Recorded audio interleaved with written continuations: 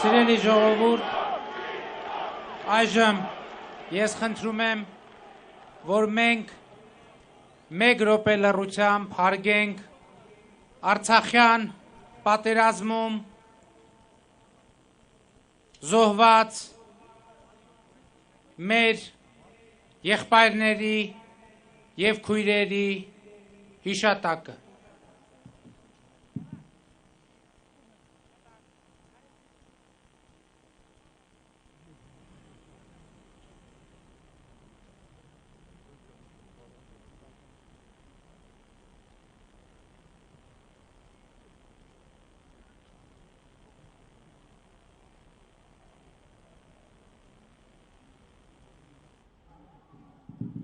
Շնորհակալություն, այսօր մի րոպե խնդրում եմ, այսօր մարտի 1-ն է և ես խնդրում եմ մեկ րոպե լռությամբ հարգենք մարտի 1-ի մեր զոհերի հիշատակը։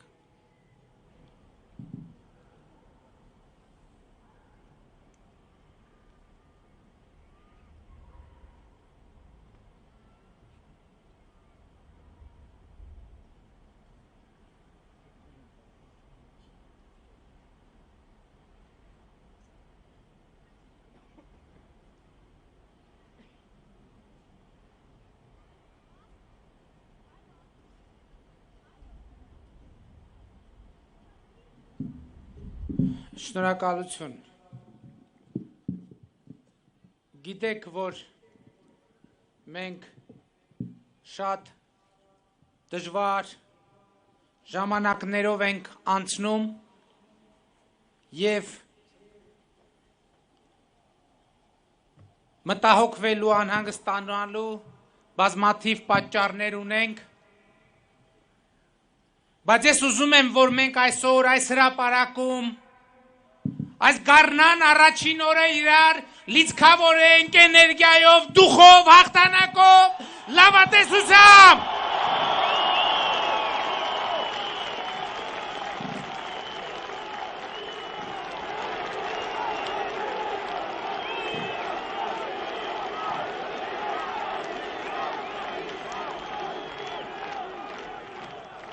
Ես գիտեմ ամենատարբեր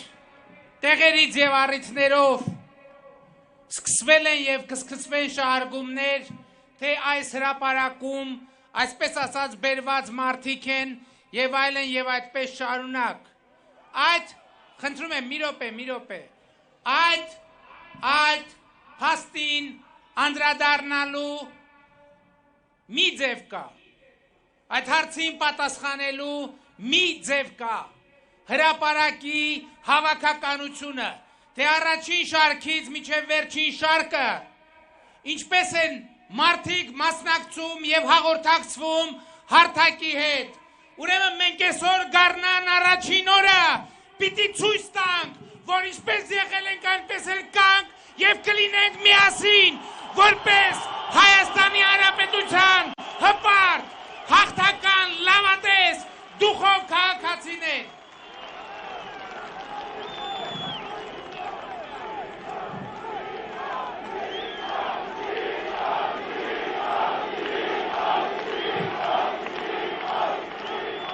Սիրելի ժողովուրդ, Հայաստանի Հանրապետության հպարտ քաղաքացիներ, արդեն 13 տարի մարտի 1-ին Հայաստանում հանրային միջոցառումներ են տեղի ունենում։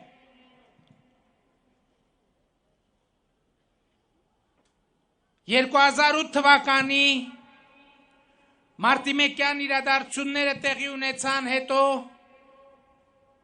այդ հավաքները տեղի են ունենում այդ իրադարձությունները նշանավորելու 10 զոհերի հիշատակը հարգելու նպատակով։ 2021 թվականի մարտի 1-ը սակայն դիմավորում ենք բոլորովին այլ իրավիճակում։ Ղարաբաղյան երկրորդ պատերազմի ծանր հետևանքները, մեր հազարավոր զոհերի փաստը, մեր անհետ կորածների առկայությունը, մեր բազմաթիվ եղբայրների և քույրերի գերեվարված լինելու հանգամանքը, բռնության շարունակական քարոզը, զինված ուժերը եւ դատական համակարգը քաղաքական գործընթացների մեջ ներքաշելու փորձերը մեր առաջ դրել են նորանոր մարտահրավերներ։ Այդ մարտահրավերները ունեն անվտանգային, արտաքին քաղաքական, տարածաշրջանային, ներքաղաքական բնույթ եւ այդ մարտահրավերների կառավարումից է կախված մեր երկրի եւ ժողովրդի ապագան։ Հիմա արդեն հասել ենք մի կետի, որ սպառում ենք սխալվելու մեր հնարավորությունները։ Մեր անկախության 31 տարում մենք թույլ ենք տվել բոլոր հնարավոր սխալները։ Բոլոր սխալները, որ հնարավոր էր տեսականորեն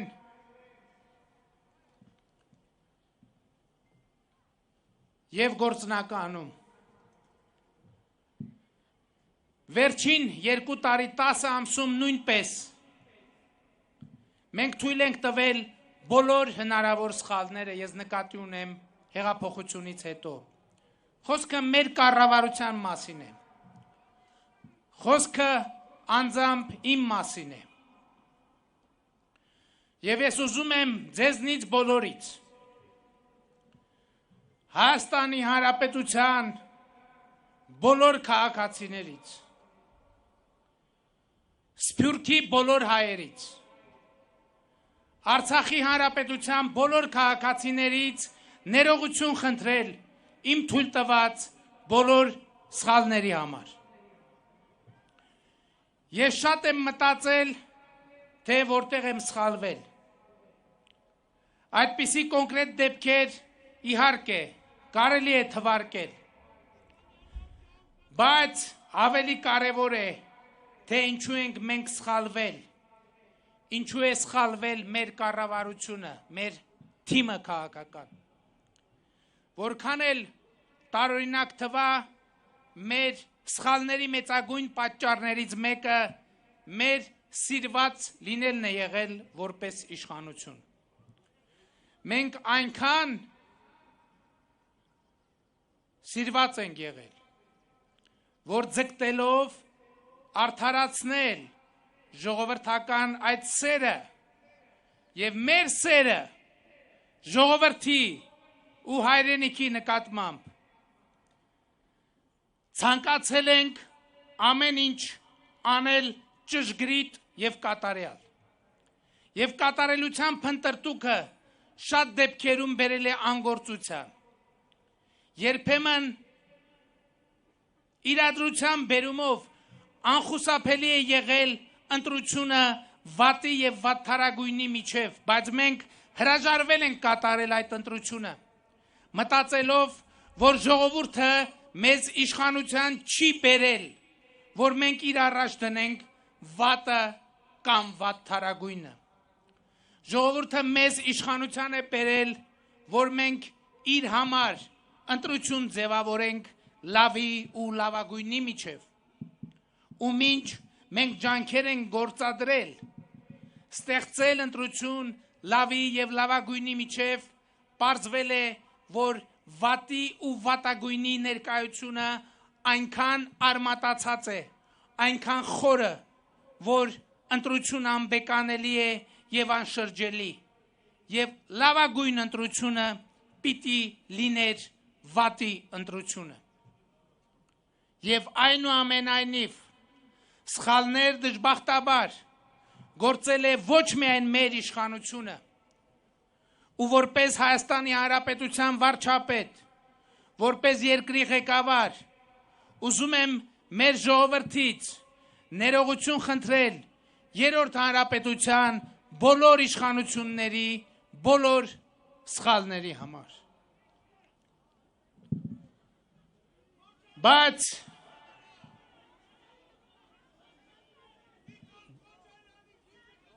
Բայց սա չեմ ուզում հնչի որպես ափսոսանք, այլ ուզում եմ հնչի որպես նշան մեր հաստատակամության, որ մենք Հայաստանի Հանրապետության հպարտ քաղաքացիներս չենք հանձնվի, երբեք չենք հանձնվի։ Հանուն ազատ եւ երջանիկ Հայաստանի մղվող մեր պայքարում կունենանք այնքան կամք ու հաստատակամություն, այնքան սեր ու վճռականություն, որ հետևողականորեն կաշխատենք, հետևություններ կանենք անկախությունից ի վեր մեր արած բոլոր սխալներից, ոչ միայն կկրկնապատկենք երջանիկ ու հզոր երկիր ունենալու մեր ջանքերը, այլև առավելը կանենք այդ ջանքերը արդյունավետ դարձնելու համար։ Բայց նաև կարևոր է, որ երկրի այս բարդ իրավիճակով պայմանավորված մենք կամք ունենանք պաշտպանելու այն բոլոր արժեքները եւ նվաճումները, որոնք ունեցել ենք անկախությունից ի վեր։ Մենք խոսում ենք սխալներից, ասում ենք, որ գործել ենք մեծ ու փոքր բազմաթիվ սխալներ, բայց սա չի նշանակում, թե նվաճումներ չենք ունեցել։ Մեր մեծագույն խոստումը ահա պիտի լինի այդ նվաճումները պահպանելը եւ պաշտպանելը։ Այդ կարևոր նվաճումներից մեկը, որ մենք ունենք, ժողովրդի իշխանությունն է։ Ժողովրդի կողմից իշխանություն ձևավորելու իրավունքը եւ այն բոլոր ճգնաժամերը, որ մենք ունենք, պիտի լուծվեն ոչ թե ժողովրդի սահմանադրական իշխանության հաշվին, այլ ընդհակառակը ժողովրդի իշխանության վերահաստատմամբ։ Իշխանություն ձևավորելու ժողովրդի իրավունքը ոչնչով չպետք է վտանգվի, այլ ընդհակառակը ավելի պիտի ուժեղանա։ Այսինքն Հայաստանի Հանրապետությունում միայն ժողովուրդը պիտի որոշի, ով լինի իշխանություն եւ ով չլինի իշխանություն։ Մեր ընթացիկ ճգնաժամի առանցքը հենց սա է, ժողովրդի իշխանությունը իր ձեռքից ուզում են խլել եւ մենք հրապարակում հավաքվել ենք ասելու, որ դա թույլ չենք տալու, դա թույլ չենք տալու։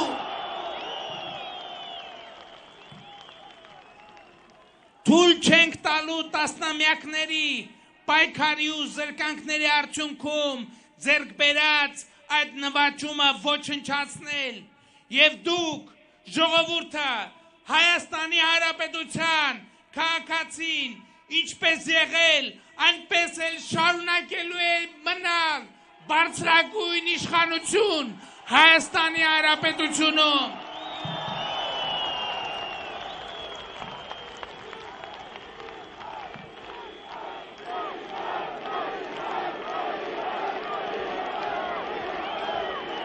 Կապ չունի, ով կլինի այստեղ կանգնած, որպես առաջնորդ ժողովրդին դիմելիս, նա կարող է լինել միայն մեկը, որին ժողովուրդը կընտրի իր ազատ, հպարտ, ինքնիշխան կամ արտահայտությամբ, որևէ ուրիշ ճանապարհ իշխանության հասնելու մենք ժողովուրդը, քաղաքացին, կառավարությունը պարզապես թույլ չի տալու, պարզապես թույլ չի տալու։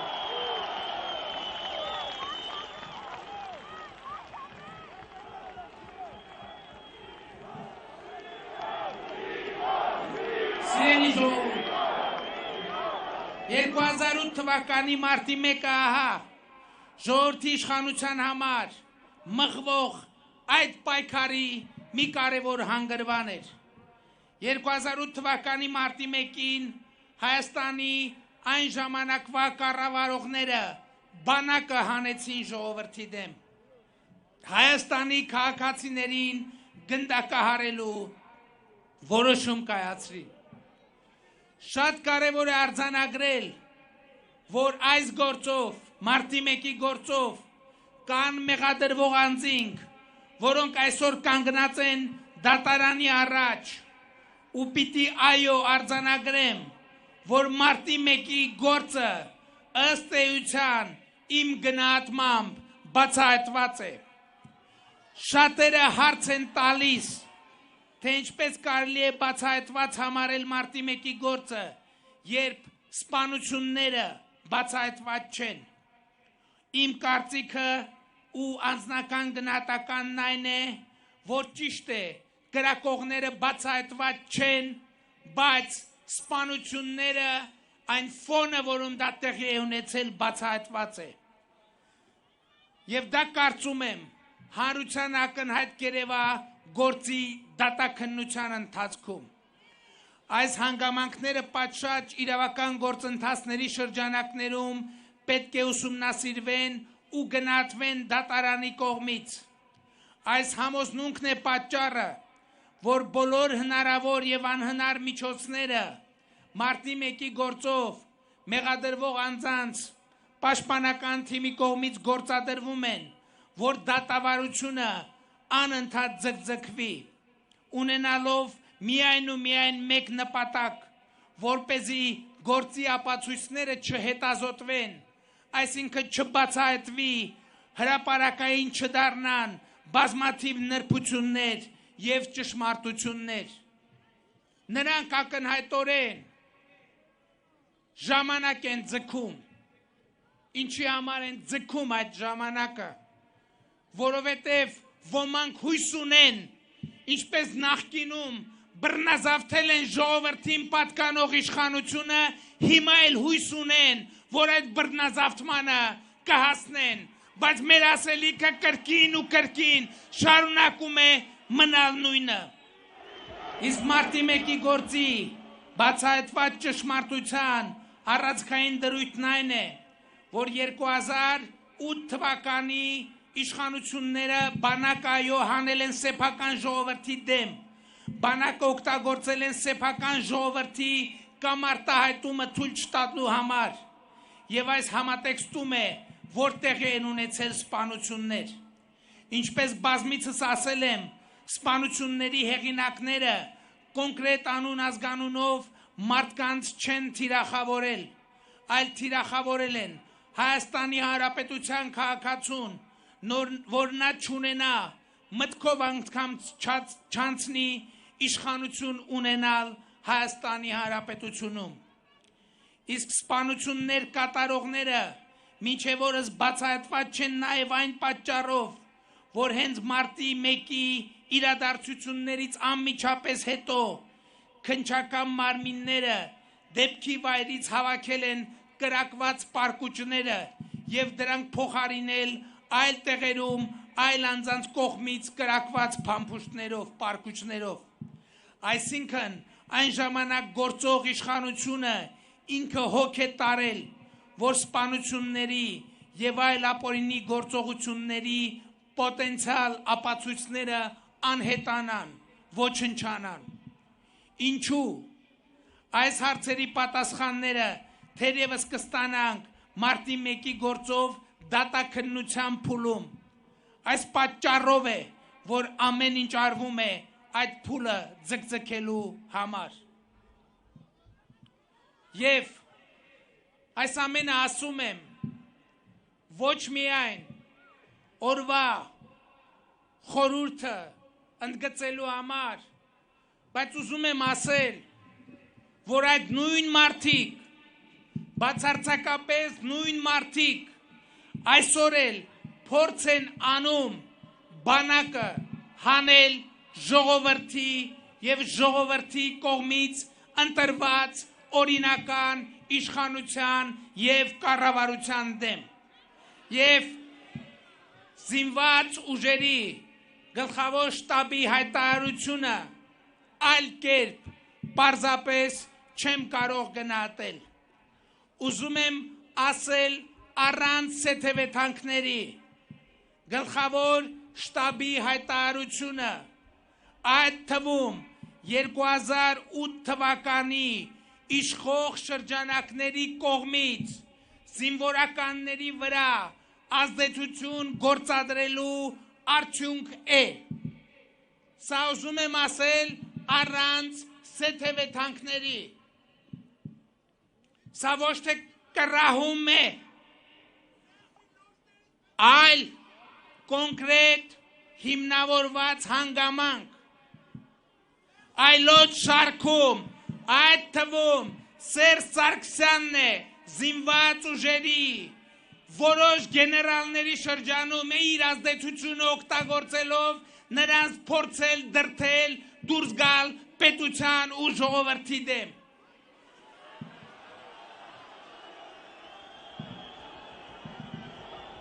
Բայց ես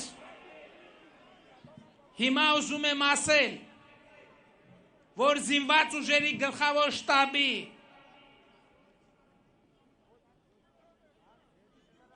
այդ հայտարարությունը բացարձակապես ապօրինի է,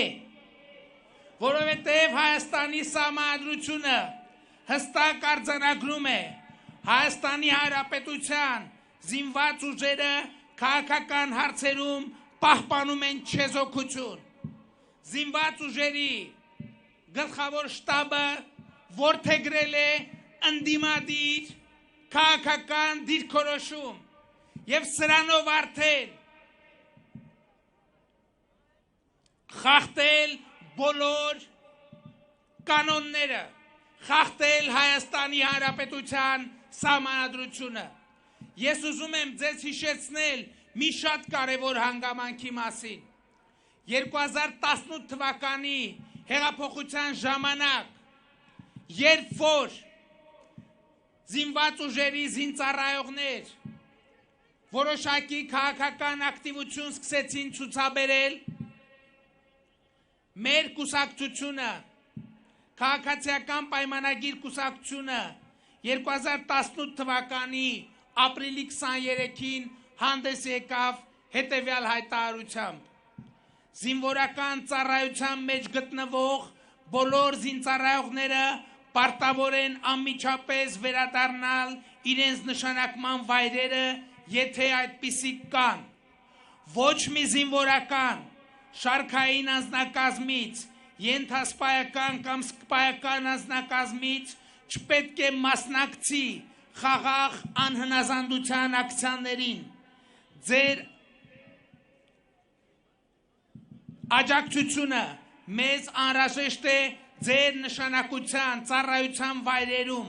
ձեր ծառայությունն իրականացնելիս։ Միևնույն ժամանակ հիշեցնում ենք, որ բանակը եւ զինվորականությունը պետք է ապաքաղաքական լինեն եւ չխառնվեն երկրի ներքին կյանքին։ Այս հայտարարությունը մենք արել ենք 2018 թվականի ապրիլի 23-ին բոլոր քաղաքական ակտիվություն ցուցաբերած զինվորականներին կոչ անելով ետ վերադառնալ իրենց ծառայության։ Իսկ այսօր ձեզ հայտնի քաղաքական ուժերը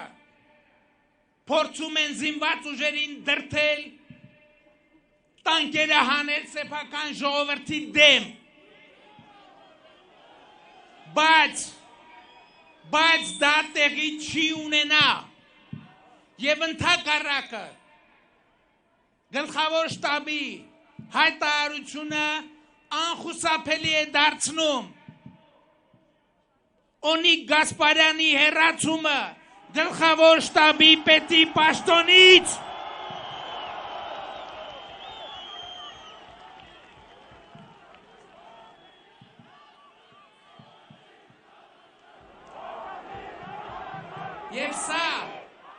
Եվ սա անխուսափելի է, որովհետև այն գլխավոր շտաբի պետը, որը անում է քաղաքական հայտարարություն, ընդ որում այդ հայտարարությունը անում է Սերժ Սարգսյանի եւ նախորդ իշխանությունների հանրապետականների դրդմամբ, ովքեր ուզում են 2008 թվականի նման ժողովրդական կամքը խեղդել տանկերի թրթուրների տակ, Հայաստանի Հանրապետությունը նման գլխավոր շտաբի պետ չի կարող ունենալ, ուղղակի չի կարող ունենալ։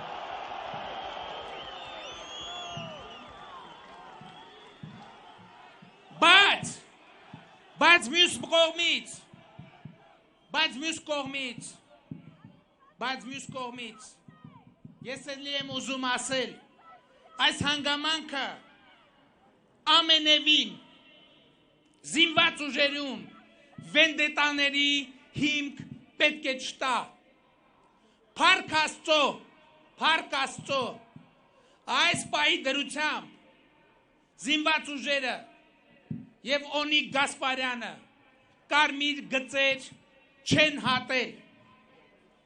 Եվ ես ուզում եմ համոզմունք հայտնել, որ չեն էլ հատի։ Բայց անխուսափելիորեն կրկնում եմ Օնիկ Գասպարյանը պետք է հեռանա գլխավոր շտաբի պետի պաշտոնից։ Բայց ուզում եմ ասել նաև, որ զինված ուժերում այո վենդետաներ չեն լինելու, որովհետև կապ չունի ով է ստորագրել այդ թուղթը, ով չի ստորագրել։ Որոշում այդ թուղթը սեղանին դնելու եւ այն ստորագրությունների պրոցեսը սկսելու կայացրել է Օնիկ Գասպարյանը Սերժ Սարգսյանի դրդմամբ, ես չեմ ուզում ասել հրամանով, որովհետև ես ուզում եմ ուղիղ ասել, այդտեղ ուղիղ պետք է ասեմ, որ երբ որ իմ կողմից նշանակված գլխավոր շտաբի պետը կատարում է մերժվածի հրամաններ, այդ ամենամեծ դավաճանությունն է, այդ է դավաճանությունը։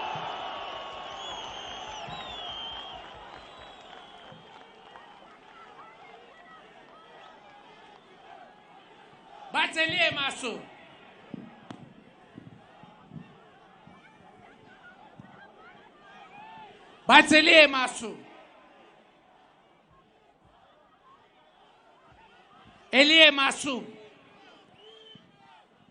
եմ ասում, ժողովուրդ ջան, և թուղթը, եկեք ճիշտ հասկանանք, որը դրվել է սեղանին գեներալների ստորագրության համար, այդ թուղթը դրել է և այդ առնվազն առաջարկը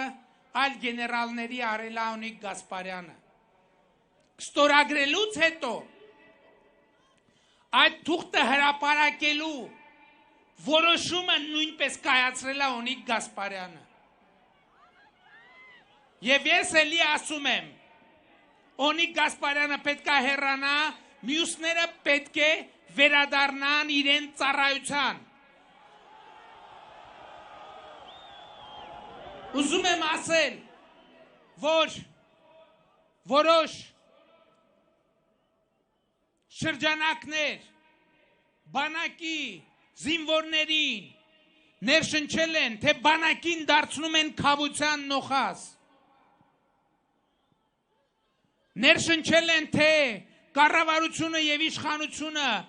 ուզում է մեր զինվորականներին դատել, մեր զինվորականներին կալանավորել, մեր զինվորականներին դարձնել քավության նոխազ։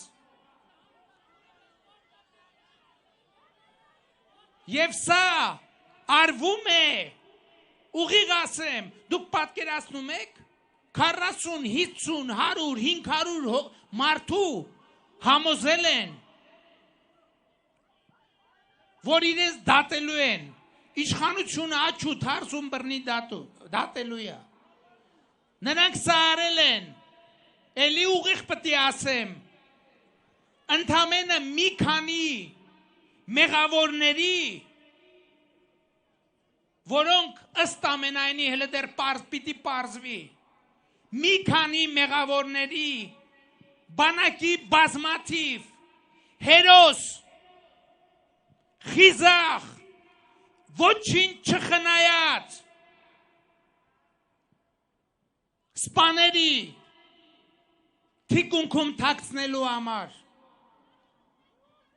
մի քանի, ես չեմ ուզում, խնդրում եմ իմ ես հայտարարությունները հանկարծ դե յուրե չընդունել, բայց ես քաղաքական գնահատական պետք է տամ, այո այս ամենը, այս նարատիվը օգտագործված է ընդամենը մի քանի վախկոտների թաքցնելու համար հերոսների թիկունքում մենք գիտենք ովքեր են հերոսները եւ մենք գիտենք ովքեր են վախկոտները եւ ձեզ չի հաջողվի մեր հերոսներին, ժողովրդի հերոսներին, ժողովրդի դեմ հանել եւ Օնիկ ջան դու մեծ սխալ ես թույլ տվել դու քո ղեկավարի հրահանգները եւ հրամանները չես կատարել դու կատարել ես ժողովրդի կողմից մերժված երկիրը թալանած բոլոր հնարավոր տեղերում փայ մտած մեծ մերժվածի հրամանները դա սպայի պատվի մեծագույն խաթարում է դա սպայի պատվի մեծագույն նվաստացում է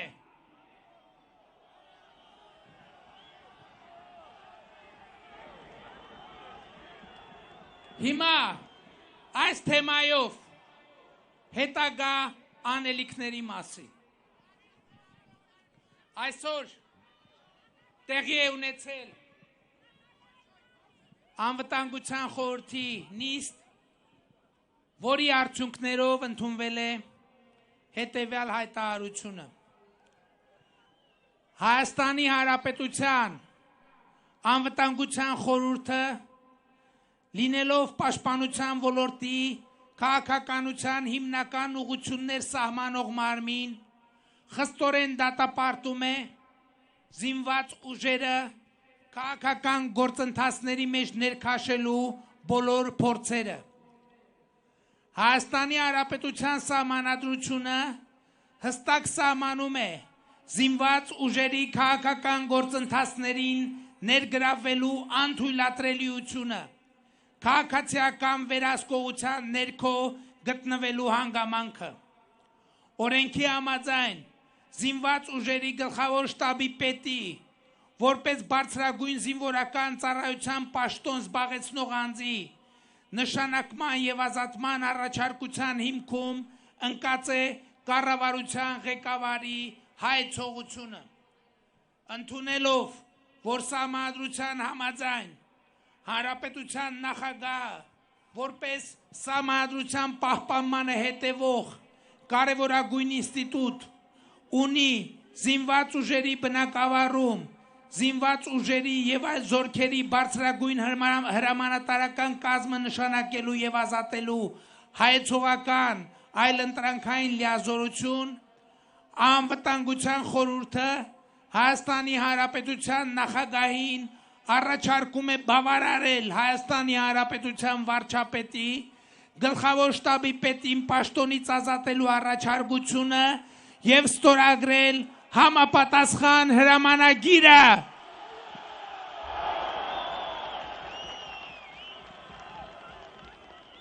Ժողովուրդ ջան գիտեք որ Հանրապետության նախագահը իմ միջնորդագիրը առարկություններով վերադարձրել է եւ մենք առարկություններին պատասխանել ենք եւ միջնորդությունը ետ ենք ուղարկել նախագահի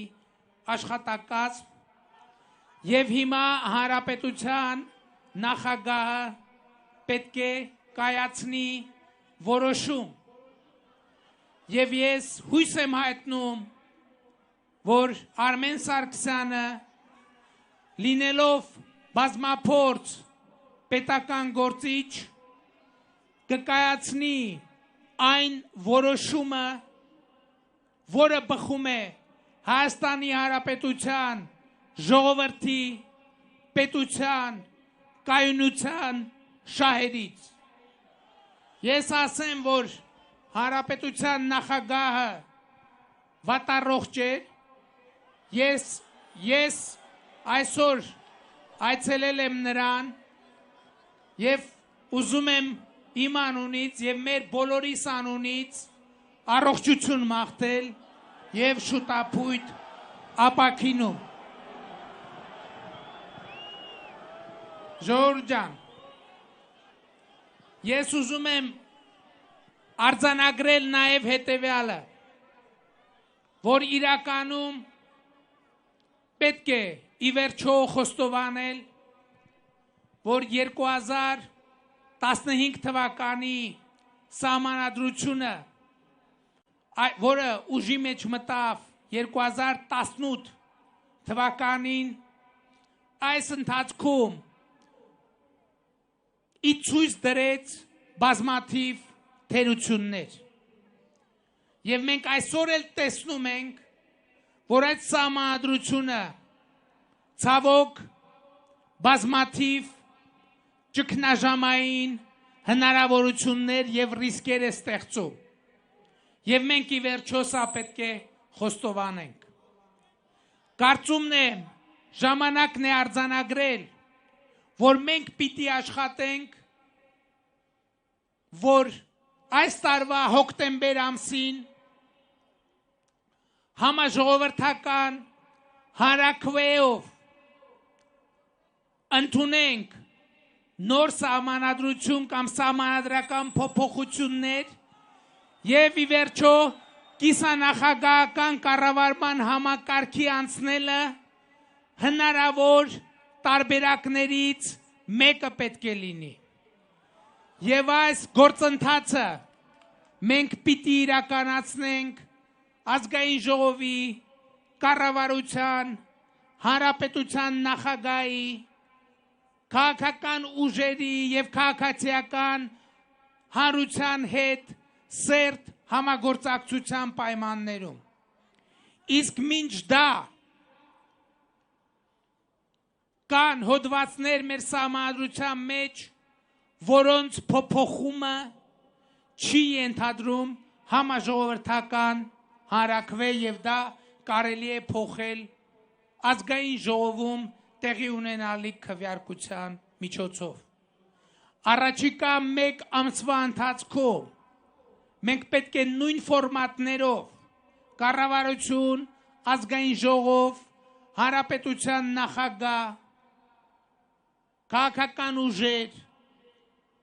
աշխատենք լավարկելու համար այն հոդվածները, որոնք լավարկելու հնարավորություն կա ազգային ժողովում տեղի ունեցած քվեարկությունների եւ խորհրդակցությունների եւ քվեարկության արդյունքում։ Սա մի աշխատանք է, որը պիտի անենք։ Այս թեմաները բազմիցս բարձրացվել են թե քաղաքացիական հասարակության կողմից, թե քաղաքական ուժերի կողմից, թե ազգային ժողովում են քննարկումներ տեղի ունեցել, հանրապետության նախագահը նույնպես այդ թեմաներով խոսել է, եւ մեր մեծագույն խնդիրը պետք է լինի սահմանադրական այնպիսի կառուցակարգերի ստեղծումն ու ձևավորումը, որը կերաշխավորի կայունությունը, անվտանգությունը Հայաստանի Հանրապետությունում եւ կբացառի այսպիսի ճգնաժամերի ձևավորումը։ Սիրելի ժողովուրդ, ես ուզում եմ նաև խոսել մի շատ կարևոր թեմայի մասին, որի շուրջ ճիշտն ասած այսօր չէի պլանավորում խոսել, բայց նաև պիտի խոսեմ։ Դուք գիտեք, որ նախորդ տարեվերջին որպես հանրային համերաշխության վերականգնման միջոց ես, խնդրում եմ միջև վերջ լսել,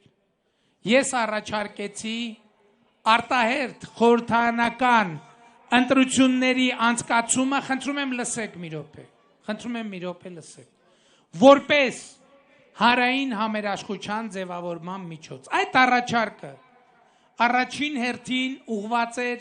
խորհրդարանական ուժերին։ Եվ խորհրդարանական ուժերը հունվարին, փետրվարին, այսինքն մինչև փետրվար շարունակաբար մերժում էին այդ առաջարկը։ Եվ մենք ասեցինք, որ եթե ընդդիմությունը, առավել ևս խորհրդարանական ընդդիմությունը եւ Վազգեն Մանուկյանի կողմից ղեկավարվող 17-ի շարժումը մերժում են այդ առաջարկը, ուրեմն իմաստ չունի ի հեճուկս ամբողջ քաղաքական դաշտի անել արտահերթ խորհրդարանական ընտրություններ, բայց այսօր խորհրդարանական ուժերից մեկի ղեկավարը Էդմոն Մարուկյանը հայտարարել է հետևյալը, ինքը ասել է հետևյալը, ես շատ կարևոր եմ համարում, ժողովուրդ, որ մենք դեռ այն ժամանակվանից արտահերթ խորհրդարանական ընտրությունների առաջարկը արել ենք ընտրություններ չանելու համար։ Այսինքն դա եղել է ձևական առաջարկ, մենք սպասել ենք, որ իրենք մերժեն, իրենք են մերժել են եւ մենք, այսպես ասած, ի սկզբանե պլանավորված ձևով մերժել ենք խորհրդարանական ընտրությունների առաջարկը։ Ես հիմա ուզում եմ այստեղից կրկին պաշտոնապես ասել հետևյալը, որ եթե խորհրդարանական ուժերը, առաջին հերթին խորհրդարանական ուժերը կընդունեն մեր դեռևս հունվարին, դեկտեմբերի վերջին ձևակերպված առաջարկը, մենք ամենևին ձև չենք արել, մենք ասել ենք, մենք մեր խոսքի տերն ենք եւ այո, այդ առաջարկը խորհրդարանական ուժերի կողմից ընդունվելու պարագայում մենք կանենք, կհամաձայնվենք արտահերթ խորհրդարանական ընտրությունների, որովհետև մենք համոզված ենք, որ մեր ժողովուրդը նույն կերպ իր ազատ կամ արտահայտման ի վիճակի է Հայաստանում հաստատել օրինական իշխանություն։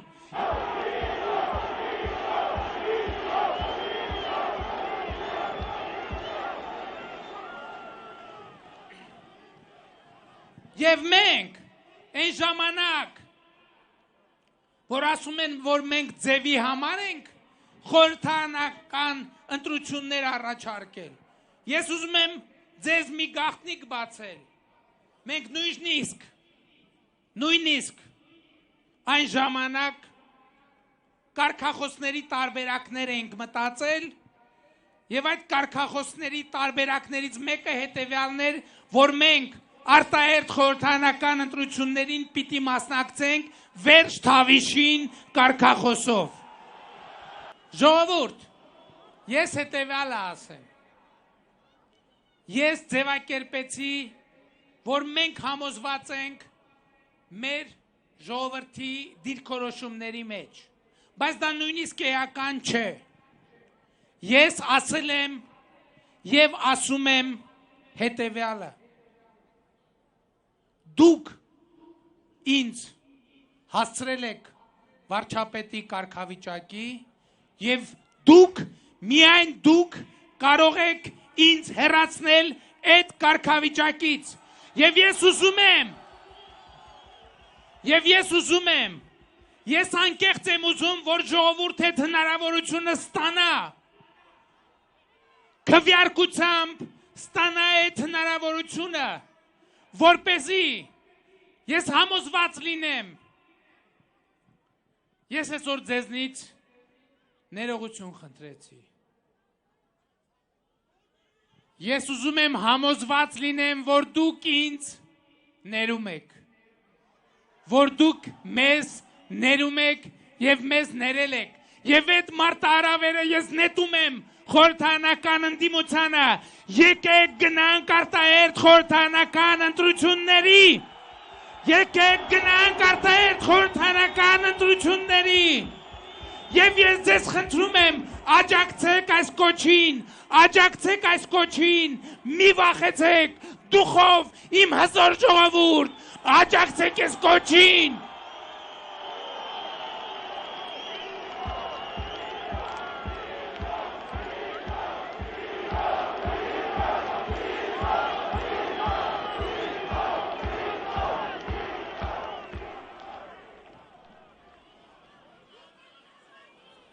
Բայց էլի ուզում եմ ասել հետևյալը. այդ ընտրություններ անցկացնելու պատրաստակամությունը մի նպատակ ունի։ Ինչքան էլ մենք մասնակցենք կարգախոսներով, ճառերով, ելույթներով, խոստումներով, մենք այդ ընտրություններում մեր հաղթանակը չենք փնտրելու։ Մենք այդ ընտրություններում փնտրելու ենք ձեր հաղթանակը, որովհետև դուք պիտի հաղթեք։ Հայաստանի Հանրապետությունում որևէ ուժ հաղթող պիտի չլինի, պիտի լինի միայն ու միայն մի ուժ։ Ժողովուրդը եւ մնացած ուժերը, քաղաքական ուժերը, զինված ուժերը, բոլոր ուժերը պետք է ենթարկվեն, անվերապահ ենթարկվեն ժողովրդի կողմից ընտրված օրինական իշխանությանը եւ ուրիշ տարբերակ պարզապես չկա։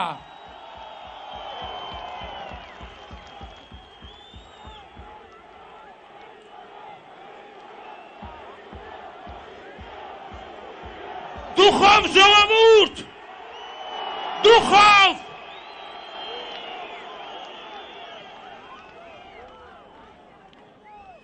Եվ ուրեմն, կեցե ազատությունը, կեցե Հայաստանի Հանրապետությունը, կեցենք մենք եւ մեր երեխաները, որ ապրելու են ազատ եւ երջանիկ Հայաստանում, կեցե Արցախը, կեցե հայությունը, կեցե մեր բանակը, մեր հերոսական բանակը, մեր զինվորները, մեր հերոսական գեներալները, մեր հերոսական սպաները եւ մեր զոհերը, նրանց հարազատները, նրանց մայրերը, նրանց հայրերը, նրանց կանայք եւ երեխաները խոնարհվում են բոլորիդ առաջ, խոնարհվում են բոլորիդ առաջ եւ եթե կարող եք ներեցեք մեզ մեր բոլոր սխալները։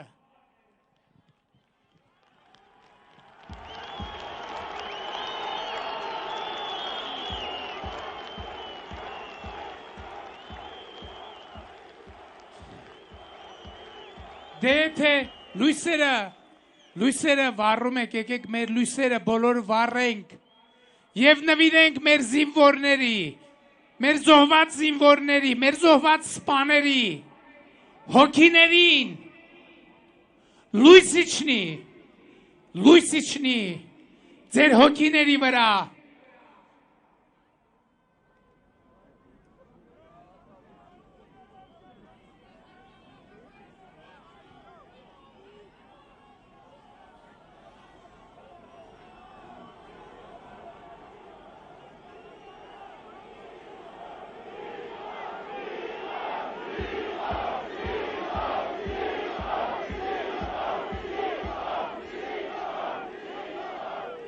Ժորժան, այսօր ճիշտն ասած, այնպես ստացվեց, հանրահավաքը, ելույթը ինքն էլ այսպես կենդանի օրգանիզմ է, ես մի քիչ շատ թեմաների չանդրադարձա, որովհետև մենք ունենք բազմաթիվ պրոբլեմներ, մենք պիտի բազմաթիվ հարցեր լուծենք առաջին հերթին մեր գերեվարված եղբայրների եւ անհետ կորածների հարցերը, բայց այդ հարցերի հրապարակային քննարկումները, ճիշտն ասած, ես այդքան էլ նպատակահարմար չեմ գտնում, բայց ցավոք փաստն այն է, որ մեր իրավիճակը, այո, նախորդ շաբաթվա իրադարձությունները որոշակի խնդիրներ են հարուցել այդ process-ում, բայց ես չեմ ուզում մանրամասնել։ Ես ուղղակի ուզում եմ, որ մեր գերեվարված եղբայրների ու քույրերի հարազատները, մեր անհետ կորած եղբայրների ու քույրերի հարազատները վստահ լինեն, որ մենք ոչ մի րոպե, ոչ մի վայրկյան չենք մոռանում նրանց մասին, նրանց առաջ մեր ունեցած պարտավորությունների մասին։ Եվ ուզում եմ ասել, ձեր բոլոր ցավերը իսկապես մեր սրտում է։ Ձեր բոլոր ցավերը մեր սրտում են։ Եվ հավատացեք, մեր սիրտը նույնպես ցավում է այն ցավով, ինչ ձեր սիրտն է ցավում։ Հայկական ասացված կա, ասում է մի տնից չենք, մի հալի ենք, բայց այս է այն դեպքն է, որ հենց մի տնից ենք, որովհետև Հայաստանը իմ օջախն է և ժողովուրդը իմ ընտանիքն է և սա պիտի լինի, այո պիտի շարունակի լինի մեր կարգախոսը և այդ ընտանիքում այո կլինի վեճ, այդ ընտանիքում կարող է լինել անախորժություն, այդ ընտանիքը կարող է ունենալ անհաջողություն, այդ ընտանիքը կարող է ունենալ պարտություն, բայց ի վերջո այդ ընտանիքում պետք է սերը, ներդաշնակությունը, երջանկությունը, միասնությունը, միասնության ուժը, հավատը ապրի և վերականգնվի։ Հանուն մեր նահատակների Հայաստանի Հանրապետությունում բռնությունը և բռնությունով քաղաքական հարցեր լուծելը, որևէ հարց լուծելը պետք է բացառվի։ Մենք Հայաստանի ներսում թշնամի չենք ունեցել, չունենք և չենք ունենալու։ Ինչը չի նշանակում, որ Հայաստանում չպետք է օրինականություն հաստատվի։ Բայց Հայաստանի Հանրապետությունում այս պահին եմ ասում, օրինականություն չի հաստատվի այնքան ժամանակ, քանի դեռ մենք ժողովրդական կամքով իրար հետ, օրենսդրությամբ չենք բացառել դատական համակարգի և զինված ուժերի քաղաքականացումը։ Մենք նոյեմբեր, դեկտեմբերին տեսանք մի այսպիսի զազրելի երևույթ, երբ որ ոմանք փորձ էին անում քաղաքականացնել նաև դատական համակարգը։ Ով ասում էր վարչապետին ու կառավարությանը սպանելու ենք, ոչ միայն կալանք չէին տալիս, քիչ էր մնում մի հատ էլ բան տան, ինդուլգենցիա տան, ասեն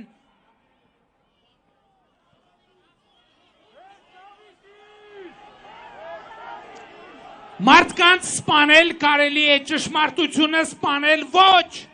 Եվ ճշմարտությունը այն է, որ այն մարդիկ,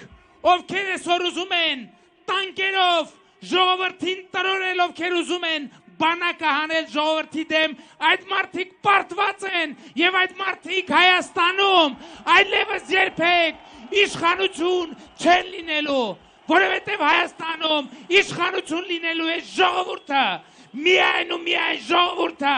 բացառապես ժողովուրդը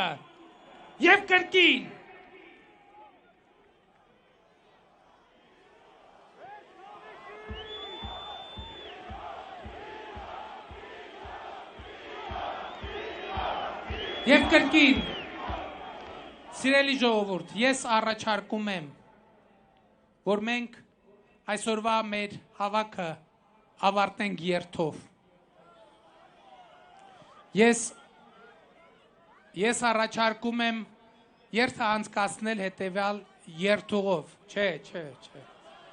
Բաղրամյանում գտնվող մարդիկ մեր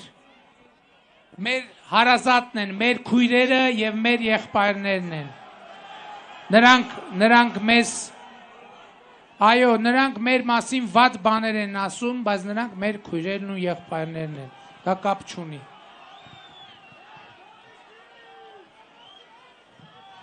Հետևյալն է, ժողովուրդ ջան, խնդրում եմ սպասել, այստեղ դուրս կգանք, Մաշտոցի պողոտայով կքայլենք, հետո կբարձրանանք Կորյունի փողոց, Աբովյան փողոցով կիջնենք, Միասնիկյանի արձանի մոտ, ծաղիկներ կդնենք մարտի 1-ի զոհերի հիշատակ եւ հրաժեշտ կտանք իրար, կգնանք մեր գործերով, մեր տներով։ Շնորհակալ եմ բոլորիդ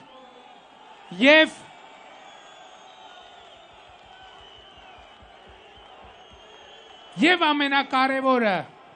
հավատացեք ժողովրդի ուժին, որևէ մեկը չի կարող կանգնել ժողովրդի ուժի դիմաց, տանկով կլինի, ինքնաթիռով կլինի, ատոմային զենքով կլինի, ժողովուրդը անհաղթահարելի ուժ է, եւ ժողովուրդը հզոր է, եւ ժողովուրդը հպարտ է, եւ ժողովուրդը հաղթելու է։ Շնորհակալ եմ։